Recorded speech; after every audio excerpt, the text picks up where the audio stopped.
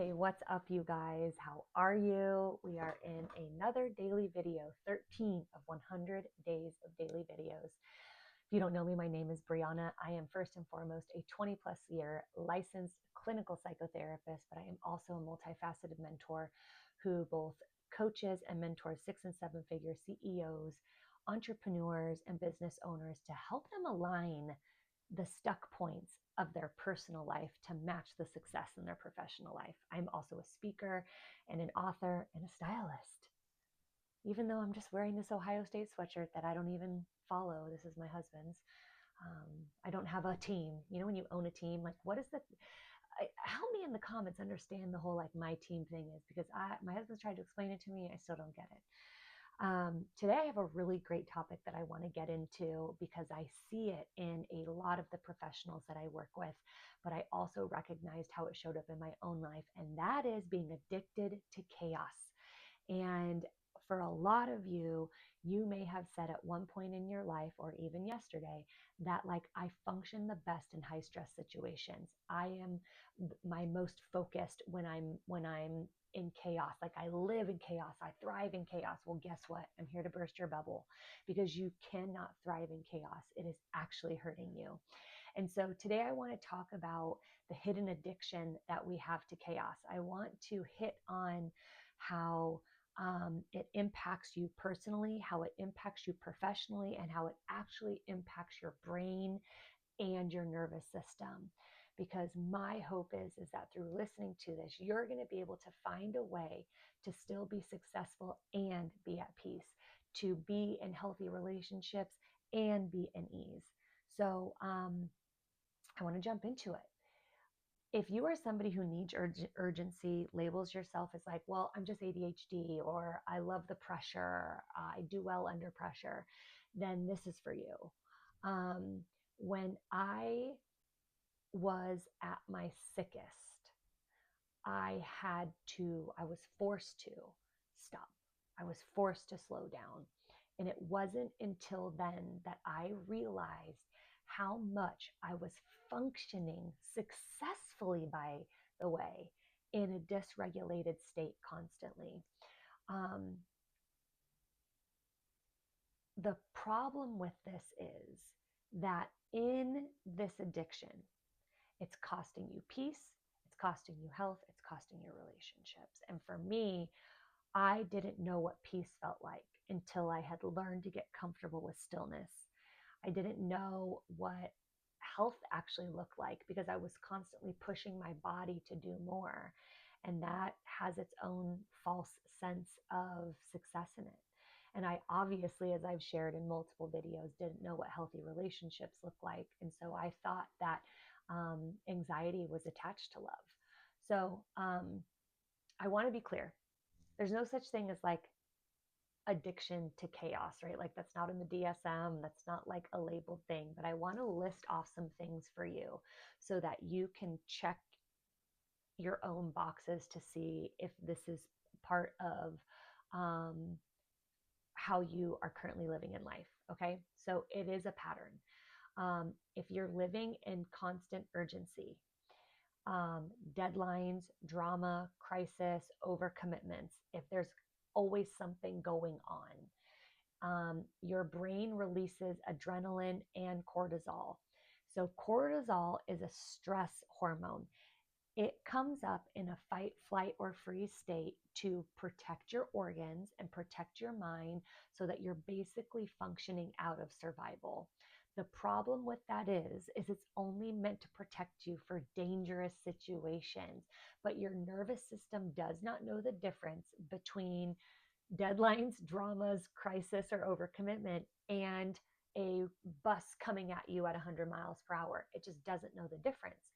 And so your adrenaline also spikes, which is what helps sharpen your focus and get you in there. So like for those of you who are like thriving and having all these things happen and you get them all done by like the skin of your teeth, is that the saying? Um, Dopamine spikes when you then solve the problem or get it done. So you feel the sense of accomplishment. You're like, dang, man, that was really tough. That was really stressful, but I did it. Well, guess what that does? It activates you it sharpens you, and it tricks your brain into thinking that crisis, overwhelm, and completion is competence, that like this is a part of how you do things. And so I want you to remember like that neuroscience. What's that saying? When what fires together is wired together, right? So think about what your brain is wiring together when you're constantly functioning on these like deadlines, drama, crisis, commitment, deadline, drama, crisis, commitment. And you're just like, like that's I feel like Chihuahua energy, like being described here. So when you operate in this type of survival mode, your brain wires to that. So then it thinks that that is normal. So then calm becomes unfamiliar, peace becomes triggering because what the heck is that? And the need for structure feels like very restrictive. And I will say that a high majority of the successful business owners that I work with create a business because they want freedom. But then the mind says, well, we can't have too many restrictions on things because that takes away from the freedom. And so, like, I like to flow, I like to complete things as they come to me, but like the structure is necessary for your mental health in order to create a business that works for you, not one that you're working against to make win, to make successful. So, this is a part of what happens when you start to unconsciously create more chaos in your life because you become addicted to it. Your brain becomes addicted to it. Cortisol and adrenaline are addictive hormones.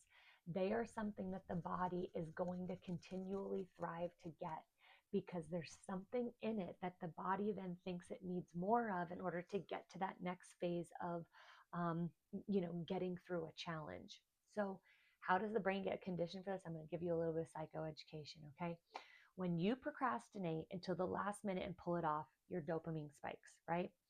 When there is drama in a relationship, dopamine spikes, especially when you reconcile it. When the money is tight and then you hustle and hustle and hustle and then you save the day, dopamine spikes. Here's a great example of this in my relationship. I'm talking to you about how I'm getting out of debt, right? Well, we got this house, and the day we got the keys, my husband got let go from his job, and we had to quickly figure out some things financially. And we got by this again. Where am I coming for the skin of our teeth? Is that like a Southern comment? Because now I feel like I'm turning into a total hillbilly here. By the skin of our teeth, we came through and we got those monies in. Lord, my West Coast side of me is just shaking my head. But we got by. I felt very dysregulated and very insecure and unsafe in that. But I think that my husband feels this kind of like, oh yeah, we did it. Because he's done this before where he'll just do things at the skin of his teeth. Please give me a call. I need a new saying. Somebody help me. SOS. I can't say that word anymore. Anyways, your brain starts to learn that urgency equals reward. So the more that you're doing things out of urgency and the more that you are um, having a win from being pressured, from being in crisis and solving it, from being in overwhelm and coming to a solution, your brain finds out like, ooh, reward. So now I have to have more crisis. Ooh, I get a reward. Then I have more crisis. So what happens is you're training your nervous system to only perform in survival, only perform in survival mode. That is not healthy. This, because of how much cortisol goes into your body during this time, long-term effects of this, y'all, impact your memory, impact your digestion, impact your immunity, increase your anxiety, and completely disrupt your sleep. That is, those things are very important to have smoothed out, okay? Because you're going to get wrinkles faster, gray hair faster, be grouchy faster, get sick faster, have health issues faster, have bags under your eyes faster, be fat faster. Your body's not survived to be, your body is not designed to be in survival mode, period. Your body is not designed that way. It is equipped with the tools to help you be in survival when you need it. But when it comes to living in your day to day, if you are in even 50% chaos each day, there's a problem. And it's time for you to take a step back and assess what is creating that chaos, whether it's you or somebody else, so that you can really start to look at what needs to change. And this is something that I'm seeing so many high functioning women getting stuck in. Your body wants to be regulated. Your nervous system desires it. Your mind actually wants to be quiet. It desires it. But when you've trained it to do a certain thing, then it's like teaching a dog to either sleep on their bed or sleep on your bed. The moment you let them up on your bed, what's going to happen? The next day, they're going to want up on your bed, even if it was just a one-time thing, because your brain is that quick to pick up on new signs and cues. So I want to talk about how this shows up in your professional life and what it costs you. Chaos in your professional life, I'm going to read these off of my notes, looks like inconsistent execution, waiting until you're desperate to move, launching things impulsively, overcommitting, saying yes to things you end up resenting, and living in a cycle of burnout over and over and over again. So you are somebody who says, I need a deadline. I just love pressure. I work better under stress. I say yes to a lot of things. I have to check all the boxes off of my list. That is you. But here's the truth. Real leadership has regulation. Real leadership is done at a regulated pace. It has a cadence that moves like this. It can be trusted. It can be relied on. It's strong. It's confident, right? When you thrive in chaos, there is a lack of confidence in that, because what's happened is you don't believe that calmness or stillness can bring success. You don't believe that strategy is necessary. You don't believe in consistency, and all of these things cannot build a legacy in your business or as a leader. All it does is build a survival mode response to things. And so when you operate in chaos, this also trains people to see you differently. You are unreliable, you're scattered, you're all over the place, you are inconsistent, maybe you're tense, right? Ask yourself the last time you enjoyed being around somebody who was like, because no, it's uncomfortable, right? So it takes away from your actual skills and talents and the gifts that God has given you to become an entrepreneur, to become a leader, to become a business owner. So it's time for you to assess how you're currently functioning in your professional life and ask yourself honestly, where do I need to lean more in to the calm and the peace that I desire and less in the chaos and the pressure? Now, in your personal life, I want you to pay attention to this.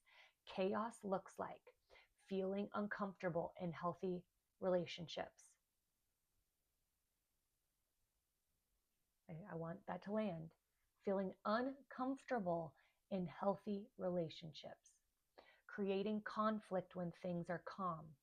Overscheduling so you don't have to feel things, meaning staying busy. Not knowing who you are in slow seasons when things may not be as productive or successful, and equating exhaustion with productivity, right? So I can't be productive if I'm resting. I can't be productive if I take time off. And you are somebody who has said, being calm makes me so anxious, my brain doesn't stop. You are somebody who says, I feel super empty because there's nothing really going on. All of this is information, my friend.